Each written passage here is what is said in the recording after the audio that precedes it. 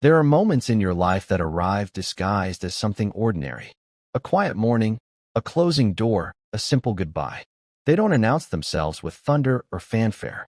They slip into the timeline of your days unnoticed, and it's only later, when you trace the map of your own heart, that you find the pin marking the exact spot where everything changed.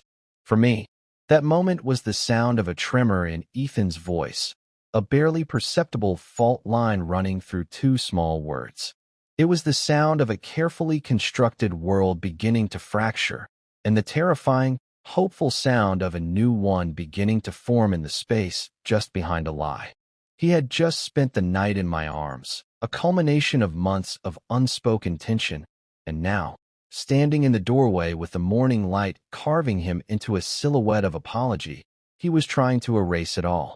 He stood there, one hand on the doorknob, the other shoved deep into the pocket of his jeans, a gesture I knew was meant to project a casualness he was nowhere near feeling.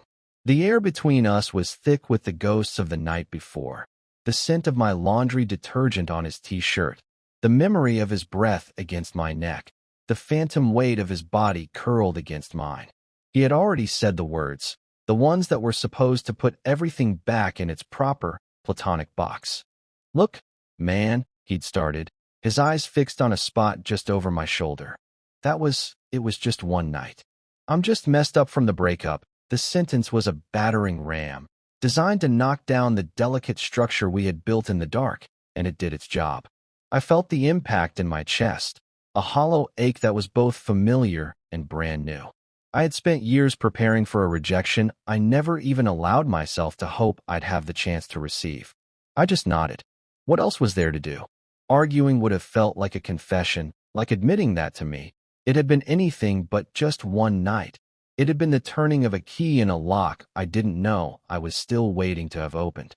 It had been a quiet, earth-shattering revelation.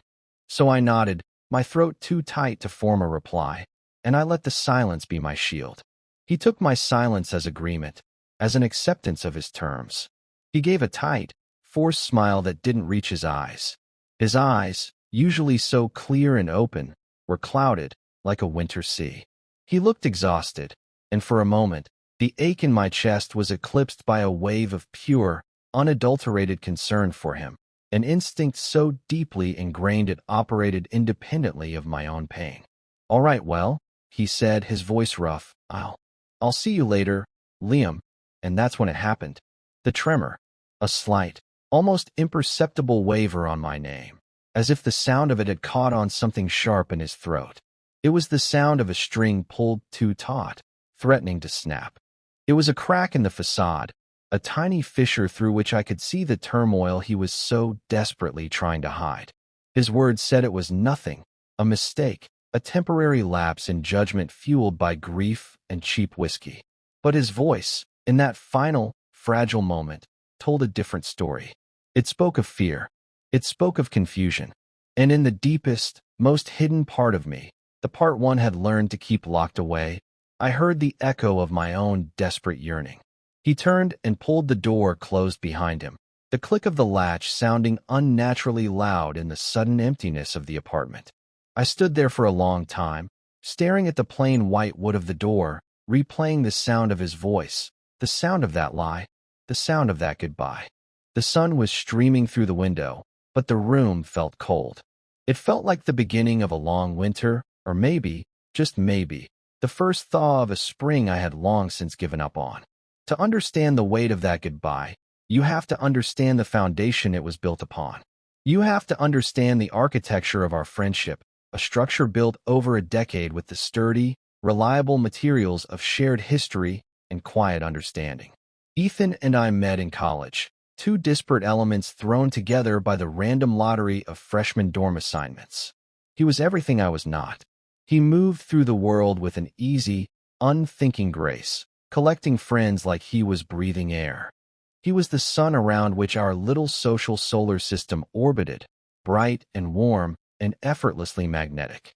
His laughter was a constant, booming presence in our hallway. His door was always open, and his energy was a current that pulled everyone into its wake. I, on the other hand, was a quiet planet in a distant orbit. I was a photographer. Even then, more comfortable behind a lens than in the middle of a conversation, an observer by nature.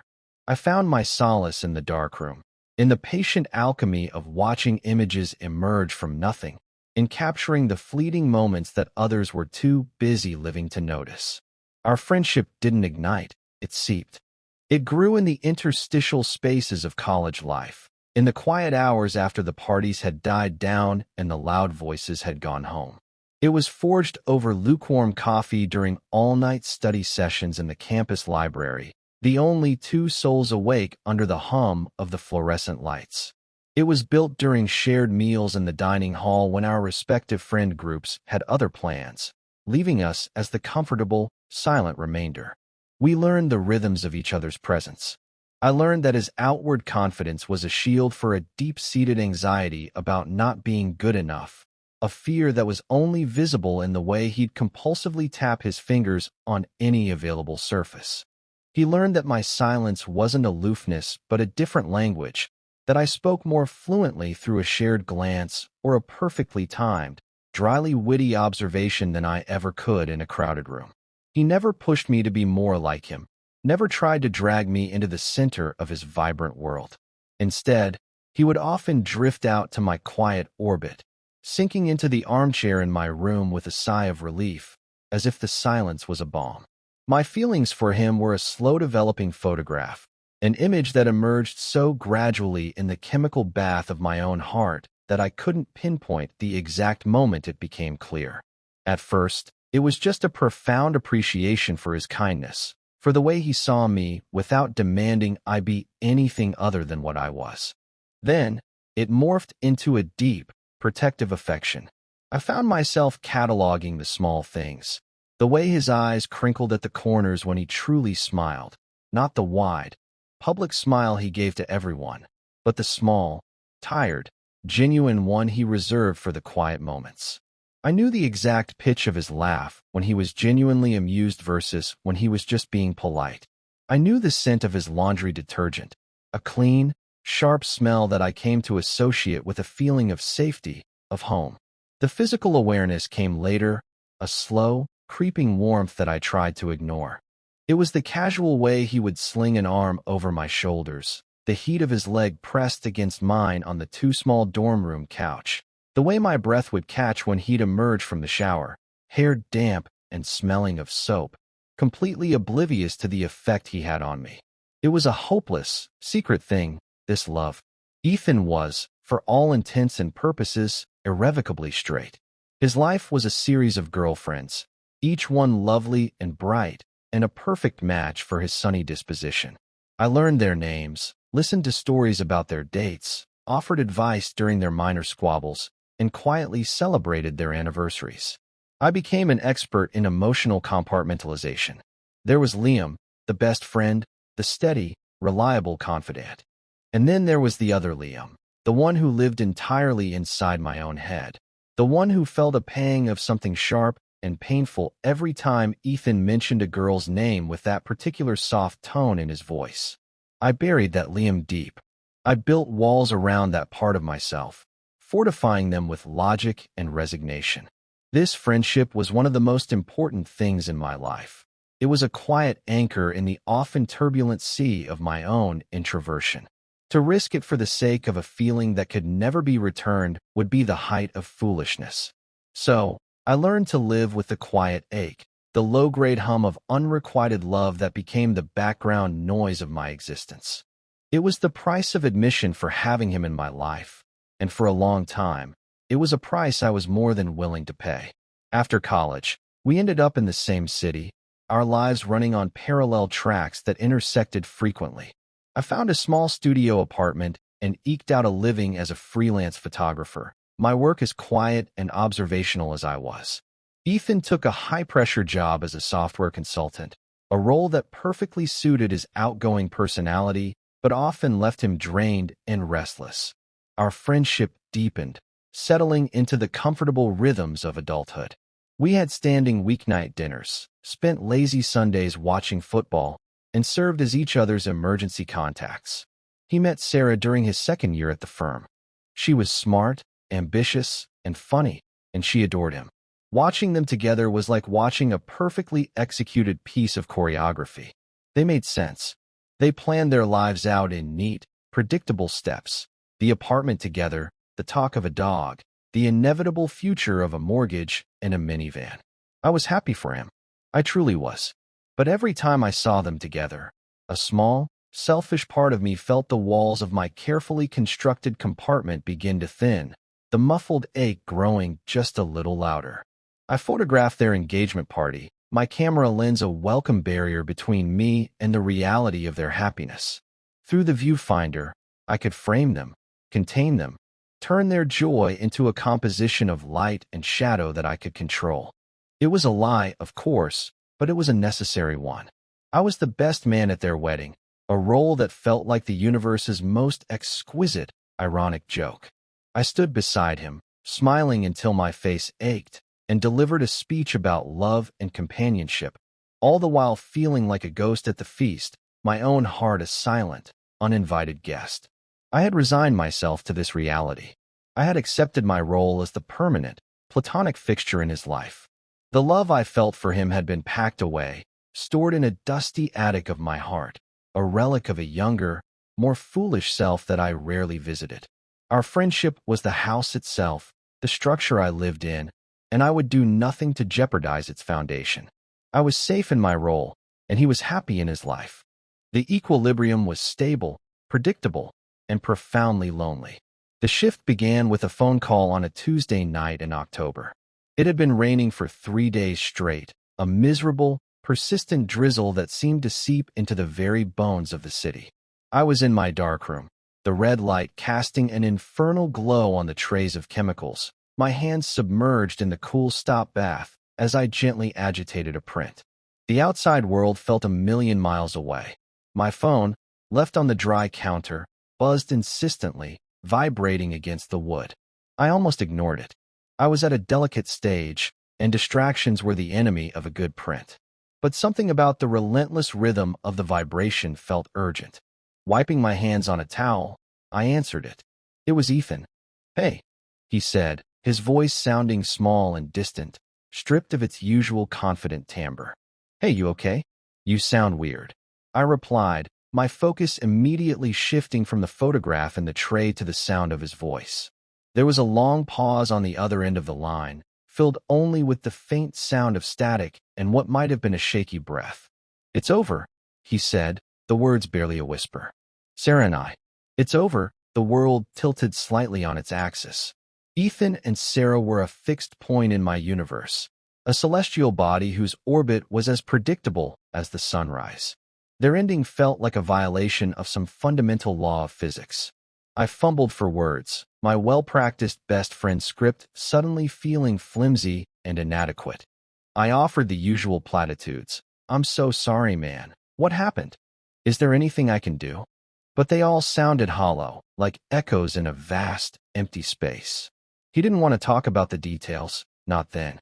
The story came out in fragments over the next few weeks, a mosaic of mismatched expectations and conversations that were had too late. There was no single, dramatic betrayal. It was a quieter, sadder kind of ending, a slow erosion of connection, the realization that the future they had so carefully planned was a house they no longer wanted to live in together. He was utterly adrift. The life he had built, the future he had mapped out, had vanished, leaving him in an unfamiliar and terrifying landscape. His and Sarah's shared apartment became a minefield of memories, every object a painful reminder of what he had lost. He started spending more and more time at my place. It began innocently enough. He'd come over for dinner and stay late, talking until his voice was raw, circling the same painful subjects, trying to make sense of the wreckage. He was like a ship that had lost its anchor, and my small, quiet apartment became his temporary harbor. I didn't mind. It was my role, after all, the steady friend, the safe port in a storm. I listened. I made coffee. I let him fill the silence with his grief. I was careful to keep my own complicated feelings locked away, to offer him nothing but the clean, uncomplicated comfort of friendship. But the storm he was in was bigger than I had realized. He wasn't just grieving the loss of a relationship. He was confronting a profound loneliness he had never known. His entire adult life had been defined by partnership, by a shared existence. Now, he was alone, and he didn't know how to be. The nights were the worst for him. The emptiness of his apartment, he said, was a physical presence, a weight that pressed down on him. One night, after we'd finished a bottle of wine and watched some mindless action movie, he was getting ready to leave. He stood at the door, his hand on the knob, just as he would months later, but this time, the hesitation was different. It wasn't fraught with unspoken tension. It was heavy with a simple, raw vulnerability. "Hey, Liam," he said, his gaze on the floor. "This is going to sound lame, but would it be cool if I just crashed on your couch tonight? I really don't want to go back to that empty place." My heart did a complicated little flip in my chest, a mix of genuine sympathy and a treacherous flicker of something else, something I refused to name. "Of course, man," I said, keeping my voice even. "You don't even have to ask." That night was the beginning of the ritual. What started as a one-off request became a regular occurrence. A few nights a week, he'd end up on my couch, a makeshift bed of pillows and blankets, his shield against the loneliness of his own apartment. My living room became his sanctuary. I'd come out in the morning to find him asleep, his face peaceful in a way I rarely saw when he was awake, one arm slung over the side of the couch, his breathing slow and even. I would move around him quietly, making coffee, the familiar domesticity of the scene feeling both perfectly natural and dangerously intimate. I told myself it was temporary. He was healing. He just needed a friend. I was just being a friend. It was a mantra I repeated to myself, a flimsy wall against the rising tide of my own feelings. The couch was old and lumpy, a secondhand find from my early 20s that had long outlived its intended purpose. After a couple of weeks, Ethan started complaining about his back. He'd wake up stiff and sore, groaning as he stretched. I offered him painkillers, suggested a new couch, anything to maintain the established boundaries. But he had a different solution. One Friday night, after a particularly long week at his job had left him looking hollowed out and exhausted, he turned to me as we were cleaning up after dinner. His movements were slow, weighted down by a weariness that seemed to go bone deep. "You know," he said, trying for a casual tone that didn't quite land, "my back is absolutely killing me from that couch. Your bed is bigger than my couch, right?" He paused, not quite looking at me. "Would it be super weird if I just crashed in there? I promise I'll stay on my side. I just need to sleep in a straight line for once." The air in the room suddenly felt thin, hard to breathe. It was a question loaded with plausible deniability. It was about comfort. It was about his bad back. It was a practical solution to a practical problem. But we both knew, on some unspoken level, that it was more than that. It was a line, and he was asking for permission to cross it. My mind raced, a frantic search for an excuse, a way to say no without revealing the real reason. That having him in my bed, even platonically, felt like a temptation I wasn't sure I could withstand. But looking at his face, at the deep, dark circles under his eyes and the genuine plea in his expression, I couldn't do it. My instinct to care for him, to ease his pain, overrode every self-protective impulse I had. "No, man," I heard myself say, my voice sounding unnaturally calm. "It's not weird." Of course, that first night was an exercise in supreme self-control. My bed, which had always felt spacious, suddenly seemed impossibly small. I was hyper-aware of every inch of him, the heat radiating from his body across the small gulf of mattress between us, the sound of his breathing, a slow, steady rhythm in the quiet of the room, the slight dip in the mattress from his weight. I lay on my side, facing away from him, my body rigid, my muscles coiled tight. I felt like a tightly wound spring, terrified that any movement, any accidental brush of a hand or foot, would betray the frantic, chaotic energy thrumming just beneath my skin. I didn't sleep at all. I just lay there in the dark, listening to him breathe, and wondered what, exactly, was happening. The ritual evolved. The first few nights, we maintained a careful, deliberate distance, two separate islands in a sea of white sheets. We were polite, almost formal, in our shared space, wishing each other a quiet, good night, before turning away from each other. But slowly, imperceptibly at first, the geography of the bed began to change. The empty space in the middle, the carefully guarded no man's land, started to shrink. It began with small, accidental transgressions. A foot brushing against mine in the night, a brief, electric contact that sent a jolt through my entire body, an arm thrown out in sleep, landing on my side of the bed. Each time, one of us would retreat, a silent apology for the intrusion. But soon, the retreats became less immediate. The accidental touches lingered for a moment longer. The space between us became less of a border and more of a suggestion. I became a cartographer of his sleep, mapping his unconscious movements. I learned that he always started on his back, but would inevitably roll onto his side, facing me. I learned that he sometimes mumbled in his sleep, fragments of words from work or dreams I couldn't decipher. My nights became a strange vigil of exquisite torture. I was closer to him than I had ever been, sharing a level of intimacy I had never even allowed myself to fantasize about. And yet, we were still separated by an unbridgeable chasm of unspoken truths.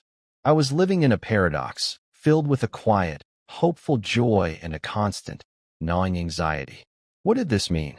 Was I just a warm body, a human security blanket to ward off his post-breakup loneliness? Or was there something more, something he himself didn't understand, stirring in the dark? I would lie awake for hours, analyzing every subtle shift, every breath, searching for a sign, a clue, a confirmation of the hope I was terrified to entertain. My photography had taught me patience, the art of waiting in the dark for an image to emerge. I told myself this was the same. I just had to wait. I had to be still and let it develop. Then came the night that changed the texture of the ritual entirely. It was a cold, rainy November evening, the kind that makes the whole world feel small and enclosed. We had ordered pizza and were watching a movie, huddled under a blanket on the couch. The film was forgettable, just background noise for the comfortable silence between us. Ethan was leaning against me, his head resting on my shoulder, a casual gesture that had become more frequent in recent weeks. I could feel the warmth of him through my shirt, the soft texture of his sweater against my cheek. My heart was doing its usual quiet acrobatics, but I had gotten better at ignoring it, at just existing in the moment. He fell asleep before the movie was over, his breathing deepening into a soft, rhythmic sigh. I sat there for a long time, not wanting to move, not wanting to break the spell. The weight of his head on my shoulder felt solid, real, a small point of anchor in the vast uncertainty of my feelings. Eventually, my own exhaustion caught up with me. I gently shook him awake. "Hey," I whispered. "Movie's over. Let's go to bed." He stirred, blinking sleepily, his eyes unfocused. He followed me to the bedroom like a sleepwalker, and we went through the now familiar motions of getting ready for bed. But when we lay down, something was different. He didn't turn away from me. He rolled onto his side, facing me, his body closer than it had ever been before. In the dim light filtering in from the street lamp outside my window, I could see the soft curve of his eyelashes against his cheek, the slight parting of his lips. The silence in the room was immense, a living thing. It was filled with all the questions I was too afraid to ask, and all the answers he might not have.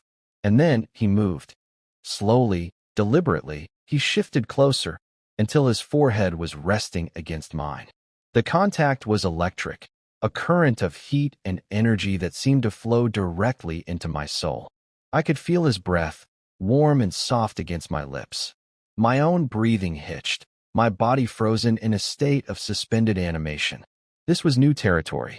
This wasn't an accident of sleep. This was a conscious choice. He let out a long, slow sigh, a sound of profound contentment, and then he closed the remaining space between us, curling his body against mine, his arm wrapping around my waist, his head finding the natural hollow of my shoulder. He tucked himself against me as if he were seeking shelter, as if he had finally found a place he belonged.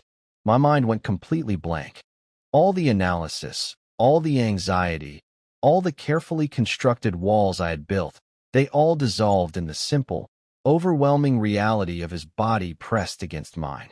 My arm, as if with a will of its own, came up and wrapped around him, holding him close. He relaxed into my embrace, his body going soft and pliant, and within moments, his breathing deepened into the slow, steady rhythm of sleep.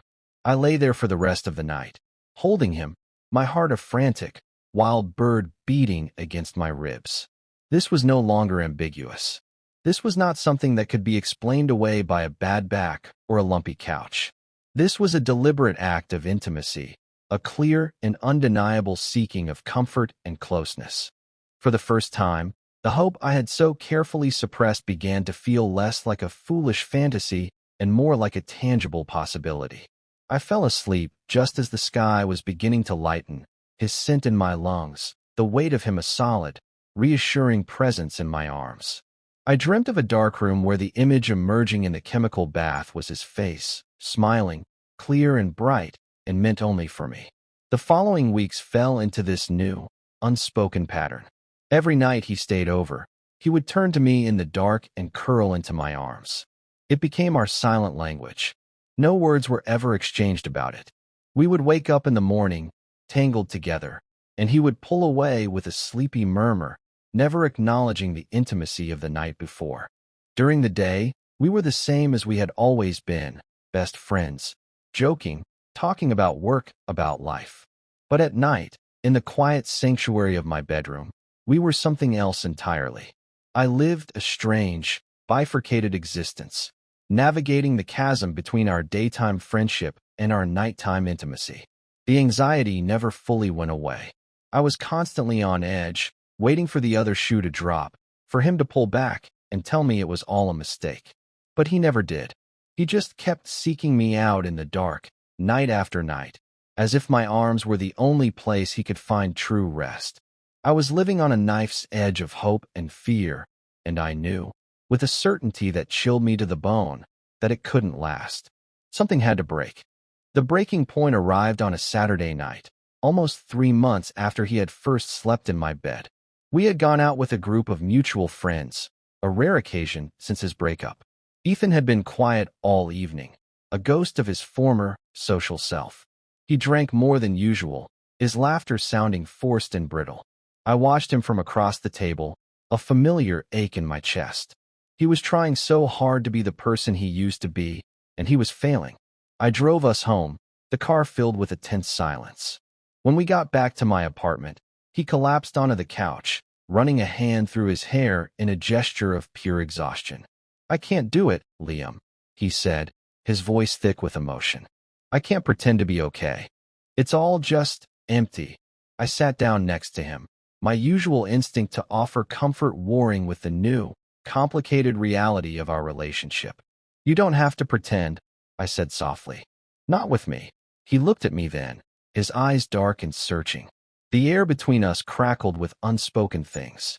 For a moment, I thought he was going to say something, to finally give a name to what had been happening between us. But instead, he just shook his head and stood up. "I'm going to bed," he mumbled, and walked to the bedroom without waiting for me.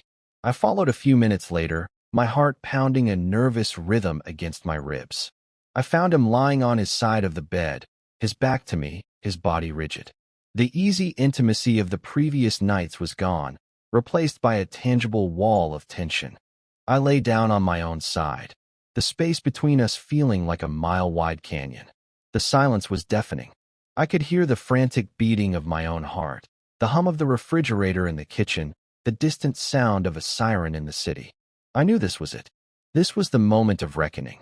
We lay like that for what felt like an eternity, two statues in the dark, each lost in our own private turmoil. I was bracing myself for the end, for the inevitable conversation where he would apologize and tell me he had been using me, that he was confused, that it was all a mistake. I was preparing my defenses, steeling my heart for the blow I was sure was coming. Then, I heard him take a deep, shaky breath. "Liam." His voice was a raw whisper, barely audible in the quiet of the room. I held my own breath, unable to speak. I just waited. He rolled over slowly, the mattress shifting with his weight. He was facing me now. I could just make out the dark shape of him in the gloom. The silence stretched, taut and fragile. "Can I ask you something weird?" he whispered. His voice was laced with a vulnerability I had never heard from him before. It was the sound of a man standing on the edge of a cliff, terrified of the fall, but even more terrified of staying where he was. My throat was dry. I managed a single, croaked word. "Okay." He took another breath, and the words came out in a rush, as if he was afraid they would evaporate if he held on to them for a second longer. Would it be okay if I kissed you?" The world stopped. Time, sound, breath, it all ceased to exist. The question hung in the air between us, a fragile, shimmering thing. It was not a proposition. It was a plea. It was a confession. It was the most honest thing he had ever said to me. All the nights of analysis, all the fear, all the uncertainty, it all coalesced into this one, simple, terrifying question. My mind, usually a hive of overthinking, was suddenly, blessedly quiet. There was no debate. There was no hesitation. There was only one possible answer. "Yes," I whispered, the word a release, an exhalation of years of pent-up hope. "Yes," he moved slowly, tentatively, as if he was afraid I might change my mind, that I might shatter like glass. He leaned in, his hand coming up to cup my cheek, his thumb stroking my skin so gently it was barely a touch. And then his lips met mine. It was not a kiss of passion or demand. It was a kiss of discovery. It was soft and hesitant and deeply, profoundly gentle. It was a question, and my response was the answer. I kissed him back, pouring every unspoken word, every secret, yearning glance, every moment of quiet, hopeless love into that single, simple gesture. It was a conversation we were finally having, a language we were both learning to speak in the dark. It was the sound of a key turning, a door opening, a new world beginning. It was everything. The morning after was a study in contrasts. The world outside my window was bright and clear, a perfect, crisp winter morning. But inside the apartment, the atmosphere was heavy and gray, thick with the unspoken aftermath of the night before. I woke up first, a rare occurrence. Ethan was still asleep, but he had retreated to his own side of the bed, a clear foot of empty space between us. He was on his back, one arm thrown over his eyes as if to block out the light, or perhaps to block out the reality of where he was. I lay there for a long time, watching the slow rise and fall of his chest, my own heart a tangle of hope and dread. The kiss had felt like a destination, a final arrival after a long and arduous journey. But now, in the harsh light of day, I was terrified it had only been a temporary stop, a brief illusion of an oasis in a vast desert of confusion. When he finally stirred, it was with a sudden, jarring movement, as if waking from a bad dream. He sat up, scrubbing his hands over his face, and for a long moment, he didn't look at me. He just stared at the wall opposite the bed, his shoulders slumped. The easy intimacy of the past few months had evaporated, replaced by a brittle, excruciating awkwardness. The silence was a physical entity in the room, a third presence that sat between us, heavy and suffocating. I wanted to say something, to reach out, to bridge the gap that had opened up between us and the night, but I was paralyzed by fear. I didn't know the rules of this new world we had stumbled into. Finally, he swung his legs out of bed, his back still to me. I should get going," he said, his voice a low murmur, scraped raw. And that's when he delivered the blow, the carefully worded negation of everything that had passed between us. He stood up, pulling on the jeans he discarded on the floor the night before, still refusing to meet my eyes. He was a whirlwind of nervous energy, a stark contrast to the quiet stillness of the man I had held in my arms. He moved towards the door of the bedroom, and it was then that he spoke the words that would come to define that fractured morning. "Look, man," he started, his gaze fixed firmly on the doorframe, as if it were the only solid thing in a dissolving world. It was just one night. I'm just messed up from the breakup. I'm sorry. I shouldn't have done that." Each word was a carefully placed stone, building a wall between us right before my eyes. A wall designed to put me back on the outside, to reestablish the old boundaries, to pretend the kiss, the nights of holding each other, had been nothing more than an aberration, a symptom of his grief. I felt the impact physically, a dull, crushing weight in my chest. It was the exact scenario I had spent months fearing, and yet, the reality of it was so much worse than I could have ever imagined. I felt foolish, used, a convenience he had availed himself of until he was ready to face the world alone again. The hope that had bloomed so brightly in the dark withered under the cold, clinical light of his morning after regret. All I could do was nod. I couldn't trust my voice. Any word I might have spoken would have been laden with the weight of my hurt, and I was not about to give him the satisfaction of seeing how deeply he had wounded me. My silence was my last remaining piece of armor. He took it as acquiescence, a silent agreement to his rewriting of our shared history. He gave that tight, painful smile, the one that was all mechanics and no heart, and then he walked out of the bedroom. I heard him moving around in the living room, gathering his things. A few moments later, he appeared at my bedroom door. He was a silhouette against the bright light of the living room window, a figure of retreat and apology. "All right, well," he said, his voice strained. I'll see you later, Liam." And that was when I heard it. The tremor. The tiny, telltale crack in his voice on my name. It was a fleeting, almost imperceptible thing, but to me, it was a seismic event. It was the involuntary confession his carefully chosen words were meant to hide. His words said he was sorry, that it was a mistake, that it meant nothing. But that single, shaking syllable told a different story. It spoke of a conflict so deep it was making his very voice unstable. It revealed the lie. He wasn't sorry it had happened. He was terrified that it had. He turned and pulled the door of my apartment closed, the click of the latch echoing in the profound silence he left behind. I finally let out the breath I hadn't even realized I was holding, a ragged, shuddering sound. I was devastated, but I was also clinging to that one, small, fragile piece of evidence. The sound of his voice shaking. It was a breadcrumb in a dark forest, a single, flickering candle in a hurricane, and for the next few days, it was the only thing I had to hold on to. The days that followed were a special kind of hell. It was a silence so loud it felt like a constant scream. He didn't call or text, and I, shrouded in a protective layer of hurt and pride, certainly didn't reach out to him. The apartment felt cavernous without him, the empty side of my bed a cold, mocking expanse. Every corner of my home was haunted by his presence. The indentation his head had left on the couch cushion, the coffee mug he favored still sitting by the sink, the lingering scent of his shampoo on my pillowcase.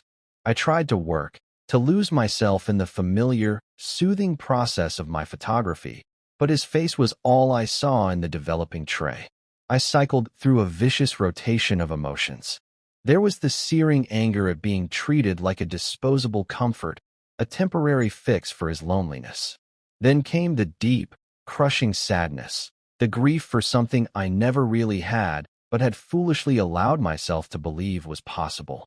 And underneath it all, a persistent, frustrating flicker of empathy. I knew he was lost. I knew he was scared. But his fear had come at the expense of my heart, and I didn't know how to forgive that. After 3 days of this radio silence, my anger began to curdle into a grim resolve. I couldn't live in this limbo. I couldn't go back to being his platonic best friend, pretending that those nights in my arms, that one, earth-shattering kiss, had never happened. The lie was too big. It would poison everything. I deserved more than his panicked retreat and his cowardly silence. I deserved the truth, whatever it was. Even if the truth was that it had all meant nothing to him, I needed to hear it from him directly, without the tremor in his voice, without the averted eyes. I needed to look him in the eye and know for sure. I needed closure so I could begin the painful process of moving on. That evening, I drove to his apartment. The one he shared with Sarah, the one he now lived in alone. The one he had been so desperate to avoid. Every rational part of my brain was screaming at me to turn back, to leave it alone, to lick my wounds in private. But a deeper, more insistent part of me knew this was necessary. This conversation was a door that had to be walked through, no matter what was on the other side. I stood outside his door for a full 5 minutes, my hand hovering over the buzzer, my heart hammering against my ribs. Finally, I pressed it. The sound of his footsteps approaching the door was a drumbeat of impending doom. He opened it, and for a moment, he just stared at me, his eyes wide with a mixture of surprise and something that looked a lot like fear. He looked terrible. His hair was a mess. He was wearing a wrinkled t-shirt and sweatpants, and the dark circles under his eyes were more pronounced than ever. He looked like a man who hadn't slept in days. "Liam," he said, his voice raspy. "What are you doing here?" "We need to talk," I said, my own voice firmer than I expected it to be. "Can I come in?" He hesitated for a second, then stepped aside, letting me into the apartment. It was a mess. Boxes were stacked in the corner, some half-packed, some half-unpacked, a testament to a life in disarray. The air was stale and sad. He closed the door behind me and stood there awkwardly, his arms crossed over his chest, a defensive posture. "Look," he started, launching into what was clearly a pre-rehearsed speech. "I know I've been a jerk.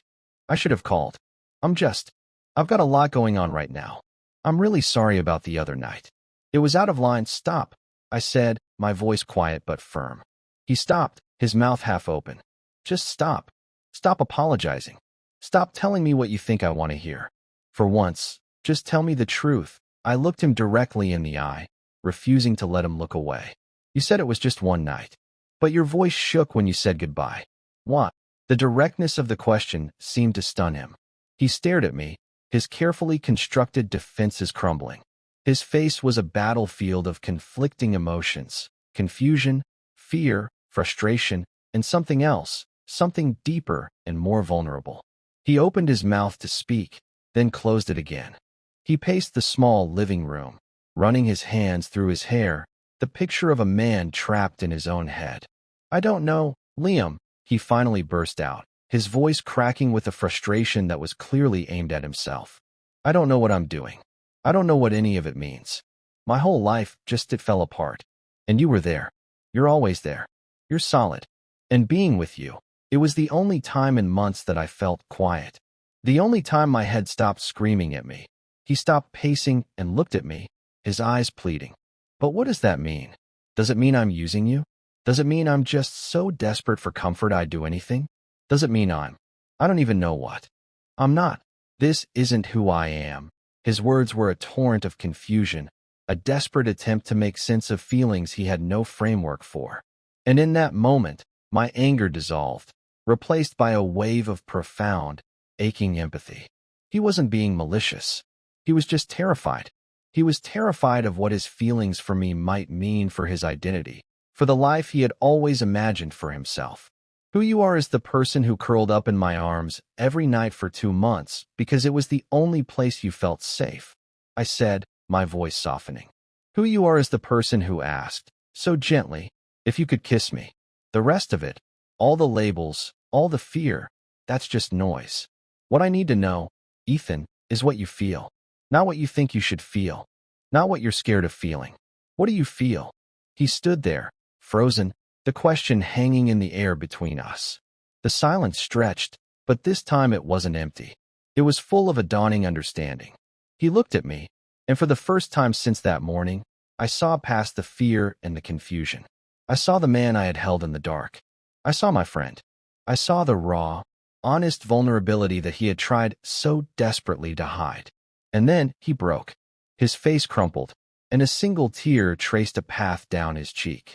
He crossed the room in 2 strides and collapsed into my arms, burying his face in my shoulder, his body shaking with silent sobs. He clung to me with a desperation that stole my breath. It wasn't the comfortable, platonic hug of a friend. It was the desperate, soul-deep embrace of a man who had finally come home. I held him tightly, my own eyes burning, and whispered into his hair. "It's okay," I said, over and over again, a soothing mantra. "It's okay. I'm here." We stood like that for a long time, in the middle of his broken, half-packed life, just holding on to each other. It was a surrender. It was a confession. It was the beginning of the truth. He didn't have the words yet, and that was okay. His actions, his tears, his desperate need for my touch. They spoke a language far more honest than any words he could have formed. In the ruins of the life he thought he wanted, we were finally starting to build something new, something real. The conversation that followed was long and halting, stretching late into the night. It wasn't a sudden, cinematic flood of revelation. It was more like piecing together a shattered piece of pottery, finding the fragments and carefully, patiently, seeing how they fit. We sat on his dusty couch, a respectable distance between us now, but the air was no longer tense. It was quiet, open. He talked, and for the first time, I just listened. He talked about the suffocating loneliness he'd felt, not just after the breakup, but for years, even when he was with Sarah. He described a feeling of being fundamentally misunderstood, of playing a role that was expected of him, the happy-go-lucky, confident guy, while inside he felt like an imposter, constantly anxious and adrift. He admitted that my apartment, my quiet presence, had become the only place where he felt he could take off the mask. He didn't have to perform for me. The silence we shared was never empty. It was a comfortable space where he could just be. He confessed that the nights he spent on my couch, and later in my bed, were born of a desperate need not just for human contact, but for my specific brand of quiet, undemanding care. He hadn't understood it, he said. He had chalked it up to grief, to friendship, to convenience. He had put it in every box he could find except the one that was staring him right in the face. When I kissed you, he said, his voice low and full of wonder. It was like, for the first time, I wasn't thinking. I wasn't analyzing or worrying about what it meant. I just did what I felt. And it felt right. It felt like coming home. He looked at me then, his eyes clear and direct. And that scared the hell out of me. Because if that was right, then my entire life up to that point had been some kind of mistake, a wrong turn. And I didn't know how to deal with that. His honesty was a gift, a balm on the wound he had inflicted. My own anger and hurt seemed to recede, replaced by a deep, quiet understanding. He hadn't been trying to hurt me. He had just been trying to survive the tectonic shift in his own soul. I told him about my side of it then. I told him everything. About the years of quiet, hopeless affection. About the exquisite torture of those nights, lying next to him, wanting him so badly but terrified to hope. I confessed my fear, my hurt, my certainty that I was just a placeholder. As I spoke, I watched his face change, the confusion replaced by a dawning, painful regret. "I'm so sorry, Liam," he whispered, his voice thick with unshed tears. "I was so lost in my own head. I never even thought about what it must have been like for you. I was selfish, and I was a coward. You were scared." I corrected him gently. We both were. There were no grand declarations of love, no promises for a future we couldn't yet imagine. It was just an exchange of truths, a laying down of arms. When the sky outside began to lighten with the first hint of dawn, a comfortable, exhausted silence fell between us. We had talked ourselves out. We had emptied our hearts onto the floor of that sad, messy apartment, and in the space we had cleared, something new had room to grow. "Stay," he said, the word a soft plea. "Don't go home." "Please," I nodded. I was too tired to go anywhere. He led me to his bedroom, a space that felt foreign and unfamiliar. It still smelled faintly of Sarah's perfume. But when we lay down in his bed, he turned to me without hesitation and pulled me into his arms. This time, there was no ambiguity, no plausible deniability. It was a deliberate, intentional act of choosing. He held me as if he was afraid I might disappear, his hand tangled in my hair, his forehead pressed against mine. I fell asleep in his arms, feeling not a triumphant victory, but a profound, quiet peace. The storm had passed, and we had found our harbor in each other. The weeks that followed were a slow, gentle process of learning a new language, of building a new kind of normal. There was no sudden shift into a conventional relationship. It was quieter than that, more organic. He stayed at my apartment, and his own place, with its ghosts and its half-packed boxes, was slowly dismantled, its contents sold or given away. My home became our home. The empty side of the bed was no longer empty. His toothbrush appeared in the holder next to mine.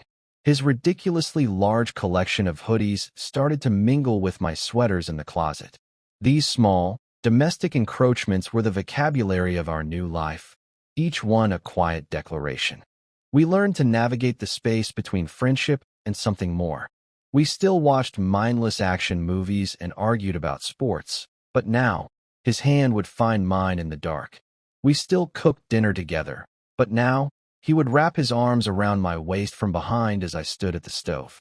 The physical affection that had once been a source of so much anxiety and analysis became a simple, easy fact of our lives, as natural as breathing. The kiss was no longer a singular, terrifying event. Kisses became a part of our daily texture. A soft press of lips in the morning before coffee, a lingering touch before we fell asleep. They were quiet affirmations, reminders of the truth we had almost been too scared to face. We didn't talk much about the future or what to call what we were. The labels felt inadequate, too small to contain the vast, quiet comfort we had found. It was enough to just be, to exist in this new, honest space we had carved out for ourselves. One afternoon, a few months into our new life, I was in my darkroom, developing photos from a recent shoot. Ethan came in, a silhouette in the doorway against the bright light of the apartment, just as he had been on that terrible morning. My heart gave a small, reflexive clench, a muscle memory of past pain. But then he stepped into the red-tinged darkness, closing the door softly behind him, enveloping us both in the warm, safe gloom. He didn't speak. He just came and stood behind me, wrapping his arms around my chest, his chin resting on my shoulder. We stood there in silence, watching as an image slowly, magically, began to appear on the paper submerged in the developer tray. It was a landscape, a photo of a calm sea at dawn, the water still and peaceful. "It's beautiful," he whispered, his breath warm against my ear. "You have to be patient," I said, my voice soft. "You have to be willing to wait in the dark for the truth to show itself." He tightened his arms around me, a silent acknowledgement. He understood. We had both been waiting in the dark, in our own separate ways, for a truth we were too afraid to see. But we had found it. Or perhaps it had found us.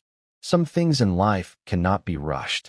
They are not forged in fire, but grown slowly, in the dark, like a photograph developing in a chemical bath or a seed pushing its way through the soil. Our love was like that.